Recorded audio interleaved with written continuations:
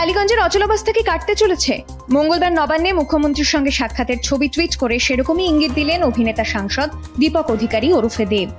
মমতা বন্দ্যোপাধ্যায়কে ধন্যবাদ জানিয়ে দেব লিখেছেন, সন্ধ্যের মধ্যেই সমস্ত জট কেটে যাওয়ার আশা করা হচ্ছে। বুধবার থেকে শুটিং শুরু হওয়ার সম্ভাবনার কথাও লিখেছেন দেব। তবে এই সংক্রান্ত কোনো আনুষ্ঠানিক ঘোষণা এখনো হয়নি। টেকনিশিয়ানদের তরফেও এখনো পর্যন্ত কোনো বিবৃতি দেওয়া হয়নি। পরিচালক টেকনিশিয়ানদের দ্বন্দ্বের জেরে বিগত বেশ কয়েকদিন ধরে টালিগঞ্জে শুটিং বন্ধ রয়েছে। অচলাবস্থা কাটাতে এবার পরিচালক অভিনেতাদের একাংশ দ্বারস্থ হয়েছিলেন নবান্নে মুখ্যমন্ত্রী মমতা বন্দ্যোপাধ্যায়ের কাছে। অভিনেতা প্রসেনজিৎ চট্টোপাধ্যায়, দেব, পরিচালক গৌতম ঘোষ এবং রাজ্যের মন্ত্রী অরূপ বিশ্বাস ছিলেন নবান্নে। কুণাল ঘোষের গল্প অবলম্বনে বাংলাদেশে ওটিটি প্ল্যাটফর্ম চরকিতে তৈরি হওয়া লাহু সিরিজটি পরিচালনা করছেন রাহুল মুখোপাধ্যায়।